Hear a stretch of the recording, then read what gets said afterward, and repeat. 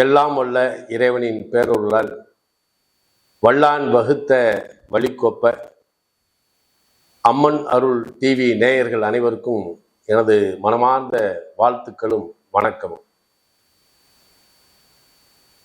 இன்னைக்கு நம்ம வாழ்வியல்ல எல்லாரும் சக மனிதர்கள் இல்லை, உலகத்தில் இருக்கக்கூடிய அத்தனை பேர்த்தையும் வழி நடத்துறது அப்படின்றது நவக்கிரகத்தை சார்ந்துதான் நம்மளுடைய வாழ்க்கை. ஏன்னா விதி நிர்ணயிக்கப்பட்டது அப்படின்ட்டான். இந்த நிர்ணயிக்கப்பட்ட விதியை யாராலையும் மாற்ற முடியுமா அப்படின்னா அது நடக்காத காரியம். அப்ப அந்த விதி நிர்ணயிக்கப்பட்டது அப்படின்னா அப்ப இந்த விதி எதனால், எங்கே, யாரால், எப்படி நிர்ணயிக்கப்படுகிறது அப்படின்ற ஒரு தாற்பயம் இருக்கு. அப்ப நம்மளுடைய விதி நிர்ணயிக்கப்படுவதற்கு மூல காரணம் யாரு அப்படின்னா நம்மளுடைய தாய் தந்தை. அப்ப அந்த தந்தையினுடைய கர்மவினை, அப்ப தந்தை ஈன்றெடுத்த தாய் தந்தையினுடைய கர்மவினை, இது எல்லாமே நம்மளோட சார்ந்துதான் வரும். அப்ப நாம செய்யக்கூடிய நன்மை தீமை புண்ணியங்கள் நம்மளுடைய குழந்தைகள், நம்மளுடைய வாரிசு, வம்சத்தை சார்பு. அப்ப இந்த ஜென்மா அப்படின்றது பிறந்தாச்சு, விதி நிர்ணயிச்சாச்சு. இதுக்கு இடையில நாம இந்த வாழ்க்கை சக்கரத்துல நிறைய எதை எதிர்பார்க்கிறோம் அப்படின்னா, எந்த இடத்துலயாவது ஒரு ஒரு ஒரு வாழ்க்கையினுடைய முன்னேற்றத்தை, ஏன்னா எல்லாருமே அதான் நினைக்கிறோம்.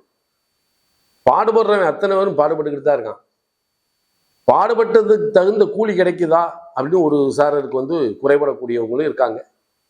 பாடுபடாமையே பொருளாதாரத்தை நிறைய சம்பாதிக்கக்கூடிய ஆட்களும் இந்த பூமியில இருக்காங்க. அப்ப அவனுடைய கர்மவினை தான். அப்ப இந்த கர்மவினை சூத்திரம் எங்கே எப்படி நிர்ணயிக்கப்படுகிறது அப்படின்றத நம்ம பார்த்தோம்னா, இன்னைக்கு நவக்கிரகங்கள்லயே இந்த கர்மா அப்படின்ற ஒன்றை தீர்மானிப்பது யாரு அப்படின்னா அது சனி பகவான் தான். அப்ப இந்த சனி பகவானை வச்சுதான் கர்மவினை கோட்பாடு அப்படின்ற ஒன்று உருவாக்க வேண்டியது இருக்கு. அந்த பிறந்த ஆன்மாவுக்கு ஒரு கர்மாவை நிர்ணயிக்கணும், தீர்மானிக்கணும். இப்ப இதை யார் செய்யறா அப்படின்னா சனி பகவான் தான் செய்வார். காரணம் என்ன அப்படின்னா,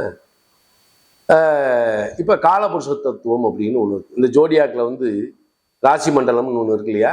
இந்த ராசி மண்டலத்துல மேஷம் முதல் மீனம் வரை இருக்கக்கூடிய 12 ராசி, 27 நட்சத்திரம், இதுல உருண்டு ஓடக்கூடிய 9 கிரகம் தான் விதியை தீர்மானிக்குது. அப்படின்னா கூட நம்மளுடைய கர்மா அப்படின்னு ஒண்ணு இருக்கு இல்லையா, அதை தீர்மானிக்கிறது யார் அப்படின்னா சனி பகவான் தான். சூரிய குடும்பத்துல பாத்தீங்கன்னா சூரியனுக்கு அடுத்தபடியா இருக்கிறது யாருன்னா புதன், அதுக்கு அடுத்தபடியா இருக்கிறது சுக்கிரன், இதுக்கு அடுத்துதான் நம்ம பூமியில நிக்கிறோம். அப்ப இந்த பூமிக்கு உள்வட்ட கிரகத்துக்குள்ள யார் இருக்கா? சூரியன், புதன், சுக்கிரன் இருக்காங்க. வெளிவட்டத்துக்குள்ளதான் செவ்வாய், குரு, சனி இவங்க அங்க இருக்கிறாங்க. இப்ப சனி தொலைதூரத்துல இருக்கிறதுனால அவருடைய நகர்வு அப்படின்றது மிக மெல்லிய, அதாவது ஸ்லோவா நகர்றதுனால அது நாம ஒவ்வொரு ராசியை கிடக்கிறதுக்கு 2.5 வருஷமா இவங்க பாவிச்சிருக்கிறாங்க. அப்ப இந்த 2.5 ஆண்டுகளுக்கு ஒரு முறை இந்த சனி பகவான் பெயர்ச்சியை நம்ம வாழ்க்கையினுடைய மாற்றத்திற்கு, முன்னேற்றத்திற்கு, வாழ்வியலுக்கு, சகலத்துக்குமே இதை என்ன செய்யறோம்? முக்கியத்துவம் கொடுத்துறோம். அப்படி முக்கியத்துவம் கொடுக்கும்போது ஏன் சனிக்கு நம்ம முக்கியத்துவம் கொடுக்கணும் அப்படின்னு நம்ம முதல்ல தெரிஞ்சுக்கணும். அப்ப இந்த காலபுருஷ தத்துவம் அப்படின்னு ஒண்ணு இருக்கு. காலபுருஷ தத்துவம்னா என்னன்னா, மேசம் முதல் மீனம் வரை இருக்கக்கூடிய இந்த 12 ராசி இருக்கு இல்லையா, இதைத்தான் பிரபஞ்ச தத்துவம் அப்படின்னு சொல்றோம். அப்ப இந்த 12 ராசியில காலபுருஷ தத்துவத்தினுடைய 10ஆம் இடத்தினுடைய அதிபதி யாருன்னா சனி பகவான்.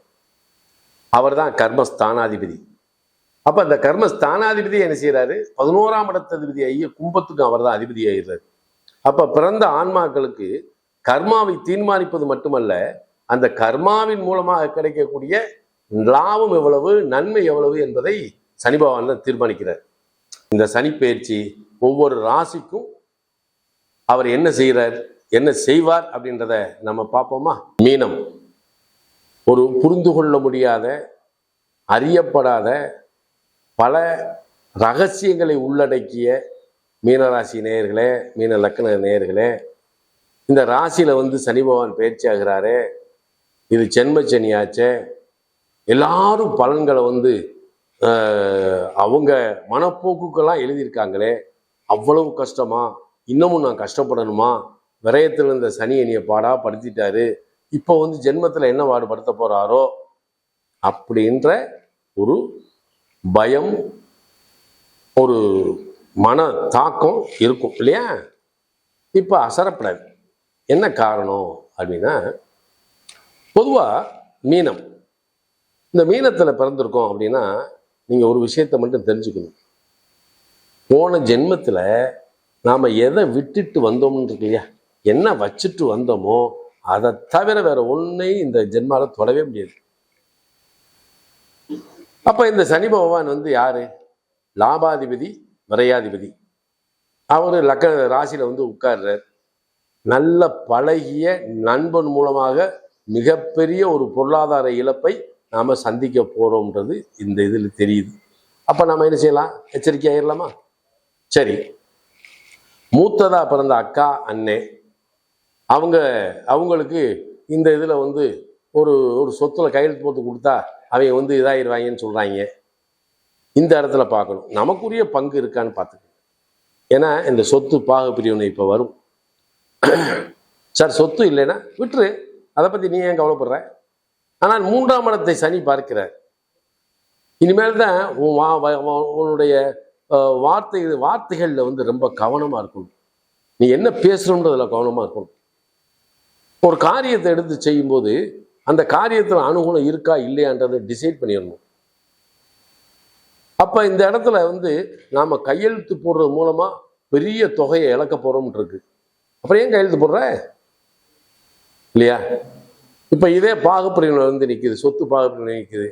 உனக்கு சாதாரண ஒரு இடத்த கொடுத்துட்டு மற்ற இடத்த பூரா அவங்க எடுத்துக்கிறேன்னு சொல்கிறாங்க. ஒத்துக்கிடாத, எனக்குரிய பங்கு ஒதுக்கியா அப்படின்னு சொல்றதுல தப்பு இல்லையே. ஆனால் 10ஆம் இடத்தை சனி பார்க்கிறார். ராசிக்கு 10ஆம் இடம் ஐயா தனுசை பார்க்கிறார்.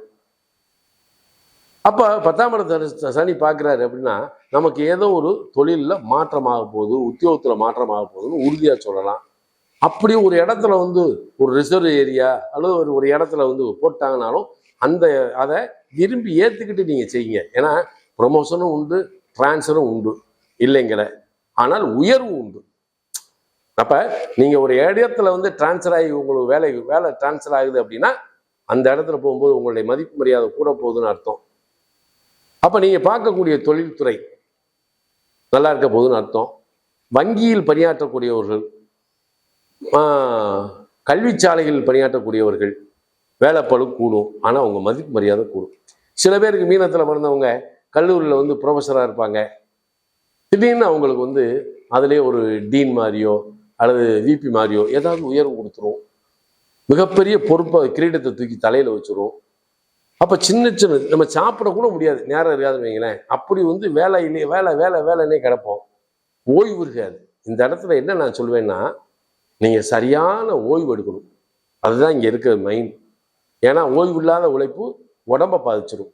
அதனால் உழைக்கணும், பாடுபடணும், ஆனால் அது உடம்பை பாதிக்கிற மாதிரி இருந்துடக்கூடாது. இதை மட்டும் செய்யுங்க, கல்யாணம் நடக்கட்டும். ஏன்னா குரு வந்து கடகத்துக்கு வரும்போது உங்களுக்கு ஒரு மறுமலர்ச்சி உண்டு. குரு 4ஆம் இடத்துக்கு தான் வர்றார். ஆனாலும் அது கவனமாக தான் இருக்கணும். அதனால குரு அதனால ஒரு பெரிய தீங்குலாம் இல்லை. அதனால் இந்த இடம் உங்களுக்கு இந்த சனி பயிற்சி மிக அற்புதமான பயிற்சி. ஜென்மச்சனி என்று பயந்து விடாதீர்கள். நீங்கள் பைரவர் வழிபாடு பண்ணுங்க, பசுமாட்டுக்கு நல்ல ஒரு இறை கொடுங்க. பசுமாட்டுக்கு கொடுக்க கொடுக்க கொடுக்க கொடுக்க உங்களுக்கு ஒரு தீங்கும் வராது. ஏன்னா பழனி முருகனை வழிபடுங்க, இது உங்களுக்கு நல்லா இருக்கும். அதை விட என்ன அப்படின்னா, நதி நீராடல், கடல் நீராடல். நீங்கள் சனி மீனத்துக்கு வந்துருச்சா சமுத்திரத்தில் போய் குளிச்சுட்டு வாங்க. சமுத்திரத்தில் முங்க முங்க முங்க சனி பயிற்சின்னு என்னமோ ஒன்று உங்களுக்கு கெடுதலே பண்ணாது. வாழ்க்கையில் பல மாற்றங்களை உங்களுக்கு கொடுத்துரும். சரியா? முருகனை வழிபடுங்க, பழனி முருகன்ட்ட போங்க, உங்களுக்கு செல்வத்தை கொடுக்கும், சிறப்பை கொடுத்தும், யோகத்தை கொடுத்துரும். சரியா நண்பர்களே? இந்த சனி பயிற்சினால ஜென்மச்சனியே அப்படின்னு பயம் வேண்டாம். நமக்குடைய செயல்களில் மட்டும் கவனம் செலுத்துங்க. உங்களுடைய பதவிக்கு எந்த பிரச்சனையும் இருக்காது. பதவியில் வந்து பொறுப்புகள் தான் கூட போகுது. அதை கண்டு நம்ம அஞ்சக்கூடாது. அப்போ என்ன செய்யணும்? பாடுபடக்கூடியவனை இந்த உலகத்திலே பிரகாசப்படுத்தக்கூடிய ஒரு காலகட்டம் தான் மீனத்தினுடைய சனி. அப்ப மீனத்தில் பிறந்தவர்களுக்கு சனி பகவான் விரையாதிபதி, லாபாதிபதி.